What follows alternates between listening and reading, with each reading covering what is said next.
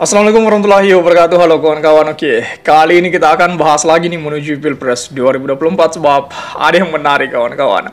Jadi para pengamat itu mengatakan bahwa Anies mulai pancing capres untuk adu gagasan. Nah, ini yang menjadi hal positif ini. Karena dengan seperti ini maka sudah tidak ada lagi ujaran kebencian dan media sosial dipenuhi dengan ulasan-ulasan, adu argumen, adu gagasan, dan adu ide. Ini yang menarik ini dan harus kita bahas.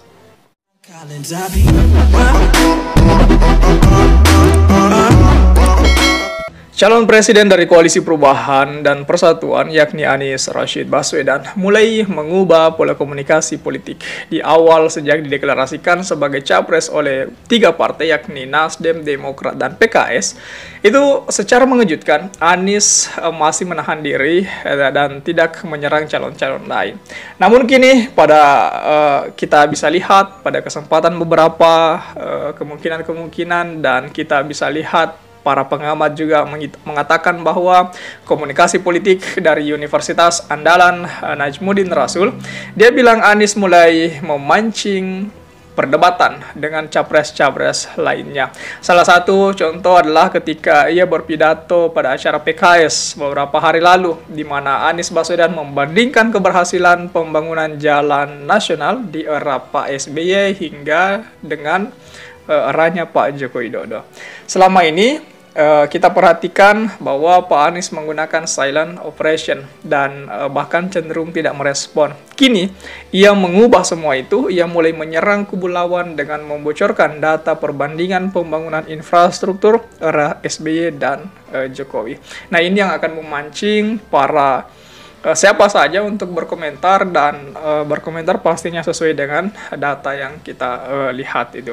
Nah, Najmuddin melihat, salah satu tokoh pengamat ini, Najmuddin, melihat bahwa Pak Anies menyerang kubu Ganjar dan dengan cara yang sesuai etika politik, di mana mantan gubernur DKI Jakarta itu ingin adanya perdebatan dan adu argumen antara calon presiden. Ini yang menarik kawan-kawan. Kita bisa lihat bagaimana kemudian Pak Anies merubah gaya politiknya beberapa hari belakangan ini.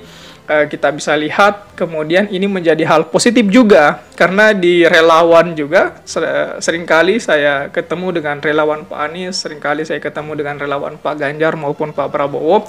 Mereka sekarang ini lebih fokusnya untuk mencari data, mencari gagasan, dan mereka ketika ketemu itu beradu argumen dan beradu ide lagi. Tidak seperti dengan pilpres sebelumnya yang entahkah itu saling ejek-mengejek, hina-menghina, dan menyerang pribadi. Bukan lagi berbicara masalah itu. Saya pikir dengan seperti ini, dengan Pak Anies selalu memperbandingkan masa pemerintahan yang lalu dengan yang sekarang, itu semakin hari akan semakin memberikan sebuah perdebatan. Semakin hari hal-hal seperti itu akan diperdebatkan, semakin hari argumen-argumen itu muncul. Dan saat ini saya pikir orang-orang mulai melihat atau melirik politik sebagai adu gagasan dan adu argumen, bukan lagi untuk menyerang personal itu. Media sosial juga saya lihat seperti itu. Ada banyak orang-orang sudah berkomentar mengenai apa-apa saja yang telah diucapkan oleh Pak Anies itu.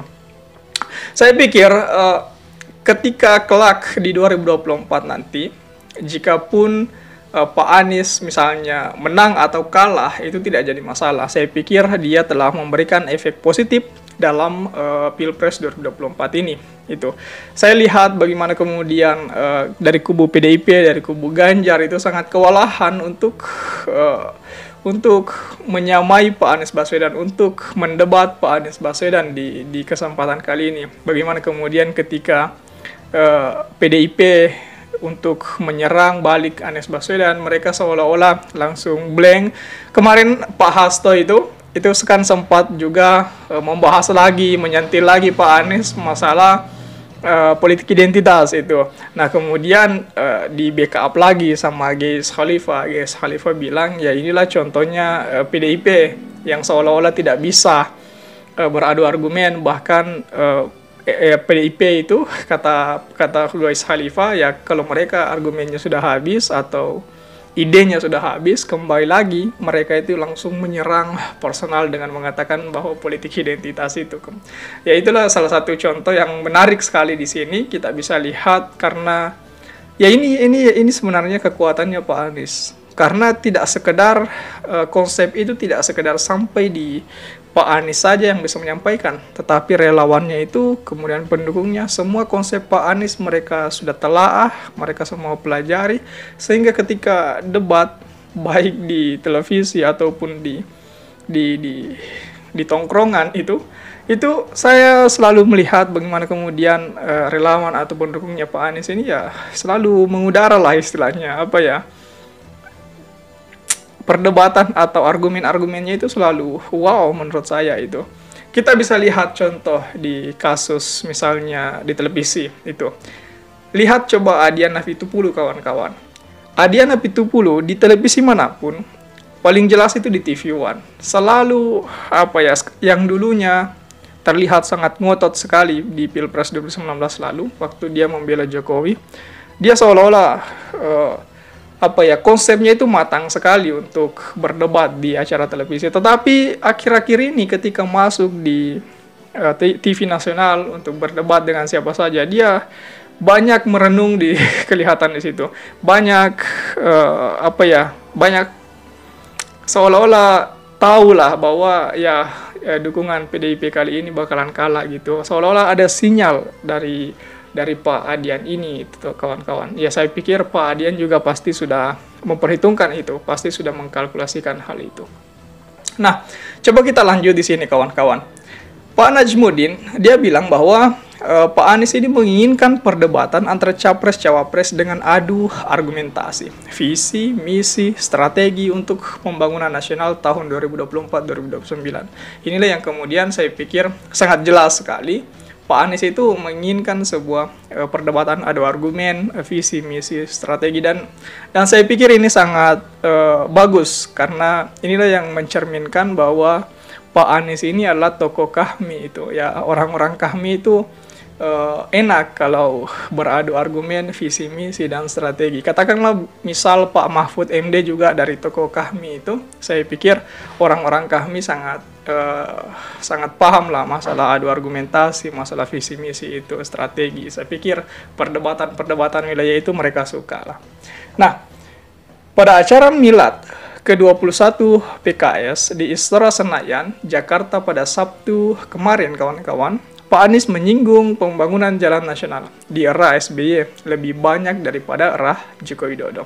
Pak Jokowi menurut Anies lebih banyak membangun jalan tol alias jalan berbayar, sedangkan di masa SBY lebih banyak pembangunan jalan nasional yang dapat dilalui semua rakyat secara gratis. Ya, kita bisa lihat juga di lapangan bahwasannya banyak sekali jalan tol yang dibangun oleh Pak Jokowi. Cuman Pak Jokowi kemarin lupa kalau sebenarnya ada jalan-jalan sempit yang sebenarnya ingin dilalui oleh para nelayan yang dari empangnya, hasil panen empangnya untuk dibawa ke desa, itu semuanya itu tidak diperbaiki dan tidak dikasih jalur itu.